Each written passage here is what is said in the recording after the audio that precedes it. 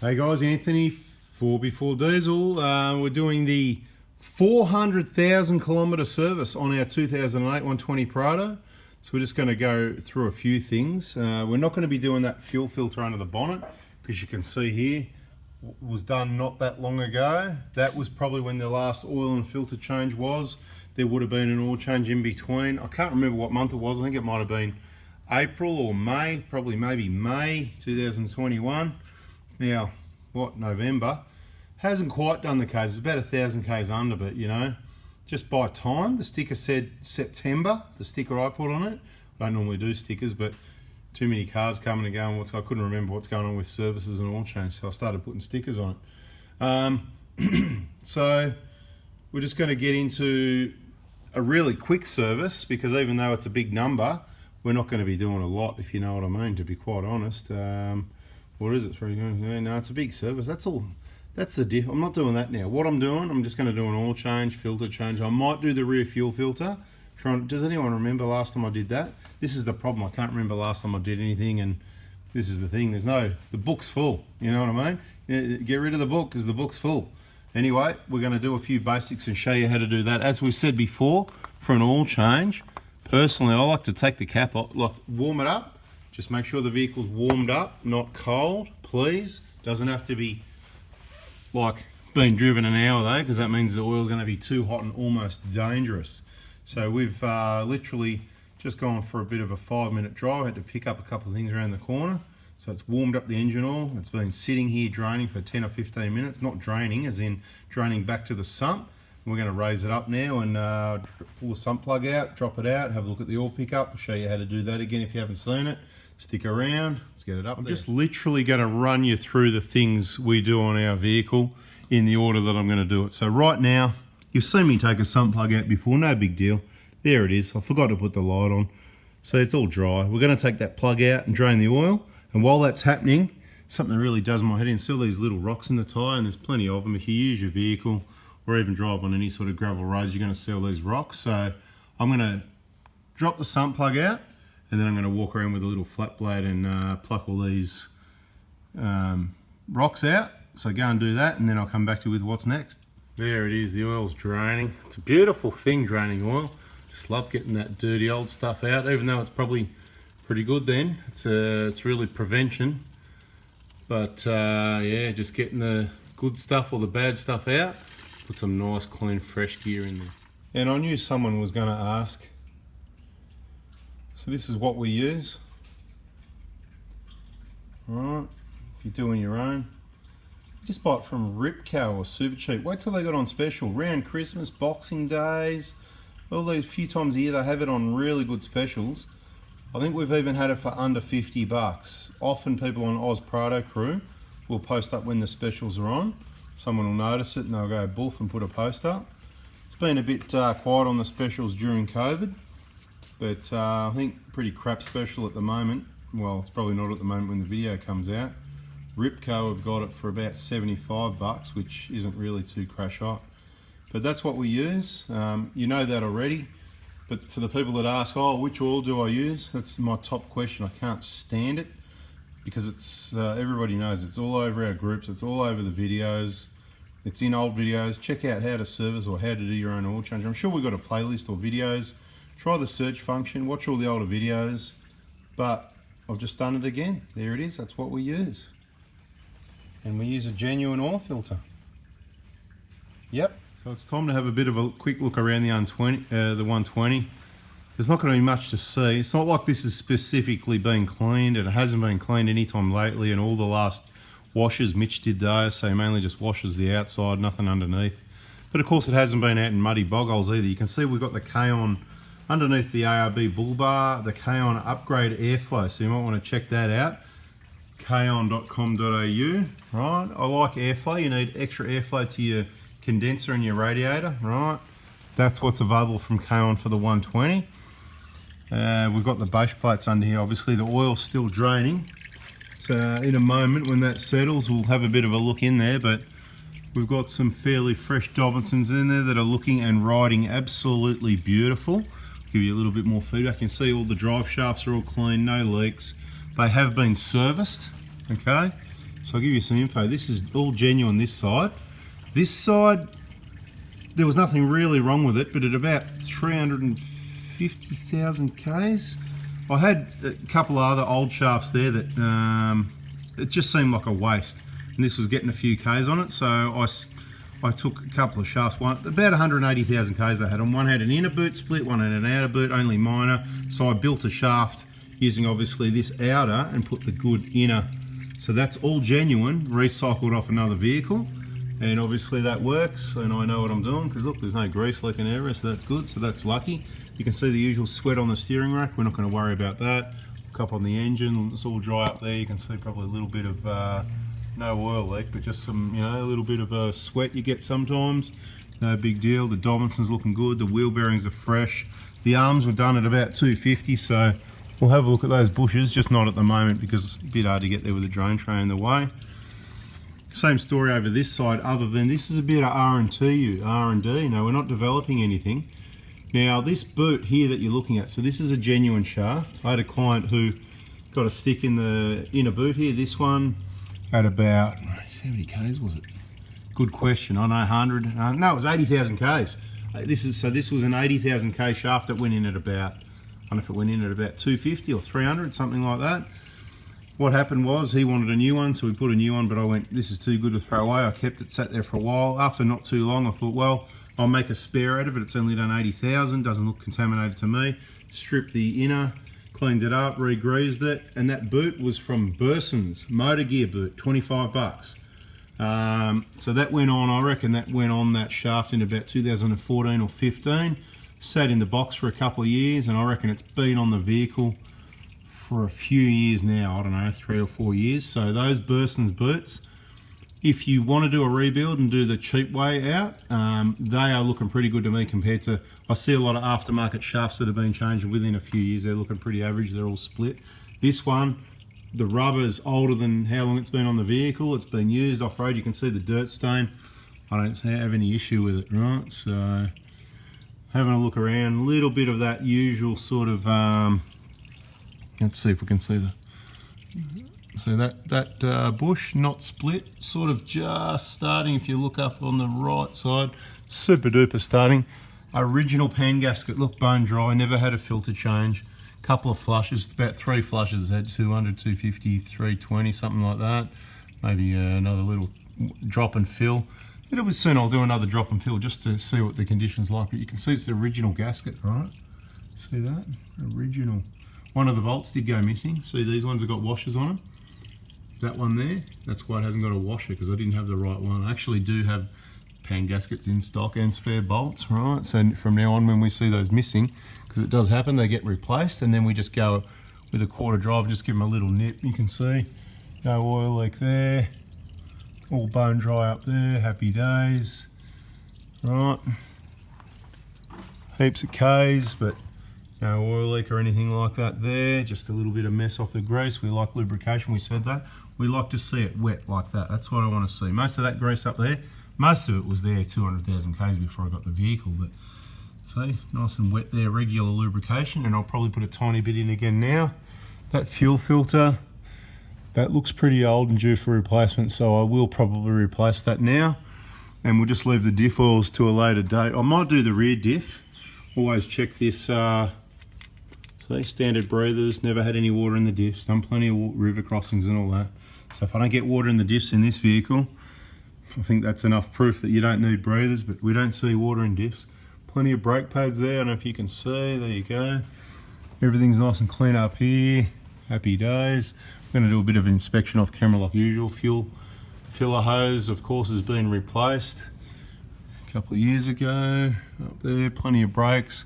The Dobinson's bloody beautiful. Bit of a knock in the boot. I've got to squeeze, I'll fix that up, squeeze that up, but obviously no leaks or anything like that. We've already lost the zip ties break pretty easy because the rocks hit them. See that? Right. The rocks do hit them and break them pretty easy. Not that this has caught much, but it's not going to go anywhere. It's just going to stay there. So you don't even see. I've got the zip tie on the bottom here as well. Right. No problem. You can do that if you like.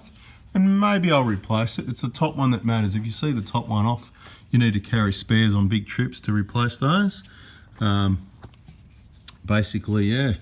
what we'll do there is, I might just put a zip tie on there, but I might not too. Lower control arm bushes, let's have a look. Is that starting? A little bit of twist there. It's sort of just starting to crack in there, but that's nothing major at all. It's not hardly going to move. You can see a bit of a rocks hit that one. You get that. Got the K on fuel tank guard there. Happy days. Just give you a bit of a look in there, right?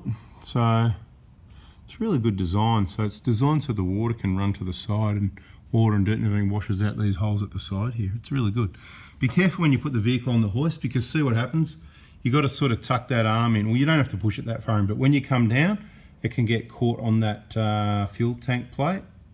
So you need to drop it down, and when you see the car stop moving, swing the arm out a little bit, and then continue on. So I just want to point out, this is Toyota steel. See, this car's been on beaches and everything. It's not rusty like these other ones you see.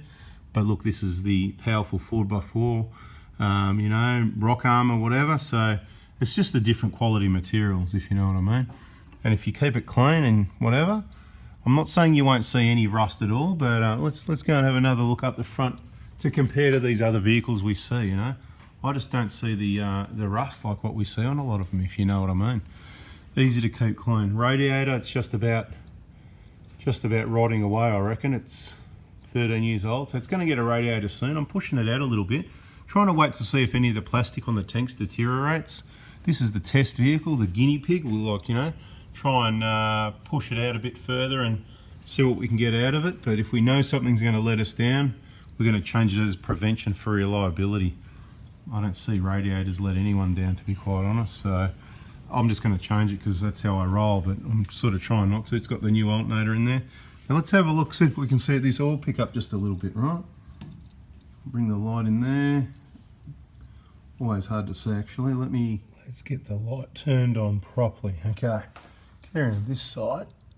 Showed you before, we're not showing you things over it, so you can see it's all clear, beautiful, right? That's all you need to see. And then you can move on, right? Now you can see what we've been doing. We've cleaned and lubricated the drive shaft. We've replaced the fuel filter that we said we weren't, and evidence. We aren't going to clean this diff. What we'll do, we'll give it a couple of trips and give it, clean the diff? No, I got cleaning on my mind as soon as I saw this dirt. What we're going to do is we're going to give it a couple of trips, and then after the trips we're going to clean it all up, right? Bang, under here, clean, and we'll still make sure this is all right, and then we'll do the diff oil at a later date, because I'm pretty sure we overdo these things. It'll be up for something and we'll change that diff oil again and other things like that. So that's what we've done. We're going to put the sump plug back in. You can see that washer is in really good condition. I probably replaced it last time, so I'm not going to replace it. I'm going to put the sump plug in, and from memory it's 34 Newton meters, but I'm not going to use a torque wrench, and I'm going to be about 35, somewhere there. You can see the sump plug's all back in and cleaned up how it was before. Now you're going to love this. When you do your little tyre inspection and you go and pull all those rocks out, right, you're sort of going around like this, pulling all the rocks out. Oops, what do we got here, right? So first thing you see is that. When you see that, before you take any further action, that is a screw. Before you take any further action, think about where you are. Can you repair it? Because you probably want to check the tyre pressure next. That's what I did. It seems to be holding full pressure. I don't know how long it's been like that. Usually if you've got a screw all the way through, usually there's lots of usual approximate about kind of bits of information we're going to include here. And if it's got a screw in it, usually you're going to lose a bit of pressure slowly. And it's on full pressure, so my money's on, fingers crossed, ooh, by how tight that is, my money's on it's just a really tight fit. I'm going to get the tripod to hold the camera still, and let's pull it out, see what happens. Nasty. We don't have punch repair equipment here, other than the usual kit that you've probably got yourself. It's starting to feel like it's all the way through, and it hasn't lost air because it's a damn good seal. Pretty sure that was going to go through all the way and let some air it was in about that far, that much. I'd estimate a good 6 to 8 mil. Now, kind of that's why you have off-road tyres. Two problems here. The grippy tread picks everything up, like all your nails and stuff. That's just unlucky. I mean, I've been really lucky for decades, and I'll tell you what, is that my, it's not a puncher yet. We're about to test that. Just get some soapy water, or, you know, whatever you've got to do. If you're out bush, spit on it, whatever, right? Here we go, see if we can get some in there. Need some soapy water, really, don't I? Let's go get some soap. It'll only take a moment.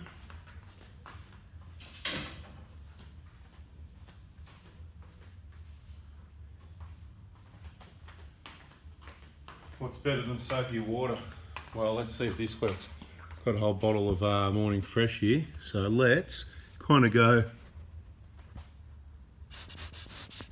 Oh. Didn't work then, I just pushed the thing shut. And we just need it to run down into the right spot and we're in business. Can it work or not? No, okay. There you go, how about that? I'm gonna have a clean floor here in a minute. Crazy man, huh? There you go. What do we got? I just want to see if there's a bubble or not. Come on, get in there over the hole. Okay, that's covered the hole. No air bubble. And we probably only wasted, not much, a few drips on the floor. 20 mil or something out of, this is a 900 mil bottle. That's the favourite go-to for cleaning your hands. If you're always wondering, why has he got such clean hands? Well, he doesn't like dirty hands, so he wears gloves. Protection. Use protection. Anyway, we just got that screw out before it got pushed in. And oh, I can see the tiniest little air bubble there. Can you see that?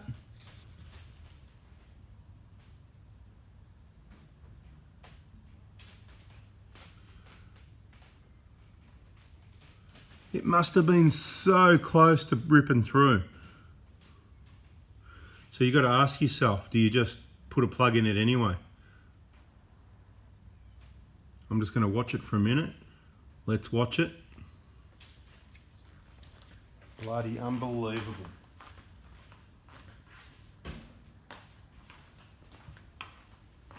So yeah. Did that pop? No. Is that, must be tiny, I can't even hardly see with my eye.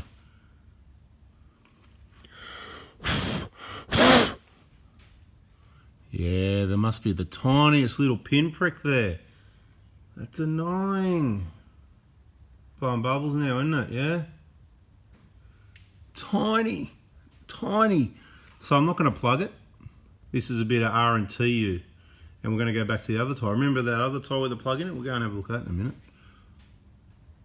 That has got the tiniest little leak. That is just annoying. So what we're going to do, we really want to mark it on the tyre. So I'm going to make a note on the outside with the black writing on the outside. It's right where it says all terrain, the dash between the all and the dash T.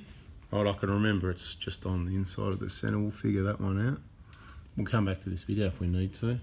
So this is the edge block here. That's the next one in, so from the one on the edge, which is about 60% of the way in from the outside edge. If that leaks, it's very slow. Look, it's been holding pressure. We've got to risk it for the biscuit to let you know, but this is one of those things that's good to, if you've got your wheels and tyres off, roll them around, pop your rocks and stuff like that out.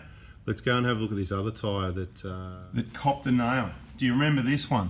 Okay, so one of our tyres that copped the puncture on, might have been the left-hand rear. I noticed a bit of a low pressure situation a couple of times when we're airing up and down on a 2-week trip in the outback. It went with the 150, the 2019, so it's gone, but that was all fixed up, no dramas. This one's the one that's a bit dodgy, so we thought we'd keep it, and this tyre came onto the 120. So I've got a brand new spare there to replace this that I took off to put this on, because I didn't want to sell it with a vehicle, but it's my R&TU. What happened, for those that missed it, we're on billy goats in the high country, and it was a like a pasload nail, whatever you call it, you know, I think. Yeah, you know those, yeah, that's what they are. I'm just thinking that through. Yeah, no, it's a pasload nail, right? So, because I think somewhere else on the track we found the whole magazine, whatever you call them, and it went in here, and I didn't realise at the time. So if you saw me in the video we've got 2 YouTube channels, right? So this is a bit of touring information here, which is normally on the 4x4 Adventures channel now, right? So you might want to subscribe and turn the bell on there for the people that have hung around this long. So that at the time I didn't realise what happened. We saw this, and we're working on this, and it just seemed massive. And if I'd probably taken a bit more notice and whatever, instead of fluffing around trying to be funny and having a laugh and everyone's having a giggle and we'll just, we'll make a video now, right? We would have realised straight away, because what happened, the nail went in here, straight inside the tire and back out that side there. So after we fixed that, and it was sort of bubbling a little bit, and then we noticed this had it was only a slow leak. So then once I figured that out, you could see the nail mark on the rim here. Obviously this is on a different rim now. It was a scratch mark there where the nail went literally straight through and it hit the wheel. And obviously must have come back out somewhat because, it was only sort of hanging out. I think we saw the nail. I think the nail might have been gone. No, we got the nail. The nail, obviously, memory, I can't remember. We had the nail, so it was definitely still in there. Must have been just at this end, I think. So anyway, we got the experts onto it, and he did that, and he said, mate, I guarantee it myself. And since then, if you didn't see it, we've taken it out on some trips. We took it on one of the hardest tracks in Wombat, I'm telling you. And I'm there spinning the wheel, this sidewall, just getting absolutely hammered. This was all full of dirt and mud. And the bloody thing, it doesn't leak, it holds pressure. Let's check it again right now. I've got a tire gauge right here. You can see for yourself. Haven't checked it for ages. It's probably going to be on about 44, I reckon. So I'm just going to, all right. Oh no, that's wrong. Geez, that's a bit dodgy. I don't know what the leak is, but I don't think it's that, but there's obviously another leak in this tyre. Right, there you go. It pays to check your tyre pressures, guys. That's why we're doing a service now. So what would I know, right? You can't see it, but I'm telling you now, I'll just tell you, it's on 22 PSI. What is going on there? That's 22. So it's got a leak somewhere as well. It could be from that trip. Some mud and stuff could have got between the bead here, most likely. Unlikely that it's that. But since we're here, why don't we just pump it up?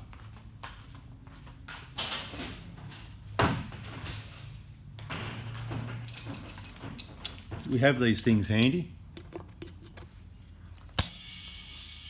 Might get a bit noisy with the compressor, but we'll just pump it up, and then we'll put some soap on this just to prove the point, because the idea was to give you some feedback. This inspection's getting a bit longer, but for those that care, I don't think the compressor's on actually, so we'll be just using pressure what's in there. It just went to kick in, power's obviously not onto it. Got it switched off at the moment, so we'll just give it a bit extra. We're gonna go up to about, so the one with the nail in it I checked, so that's what pressure this one should be also, but we do need to work out where that leak is.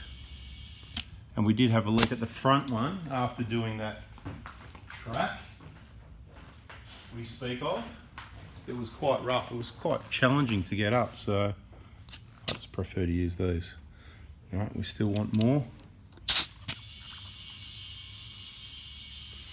And then I'm just going to soap up these and see if they're leaking, because they weren't, but they definitely got roughed up, so they could be now. Perhaps they are. Not very good. I'd rather go clean like that. Okay, that's on 40.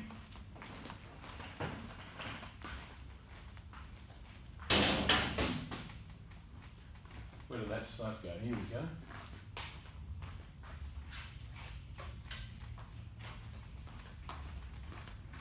Plenty on the floor over here actually. I should just mop some of that up. Not a bad idea. Here we go.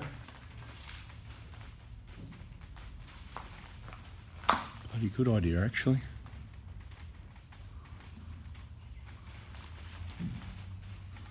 No light. We've lost our light because the battery's getting low.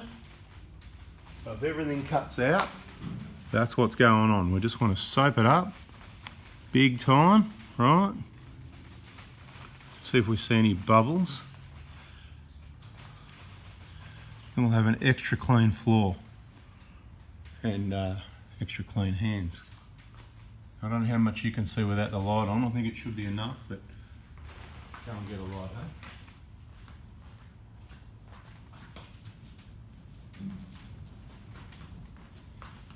It won't be that, it'll be the rim, because I've been checking this a lot.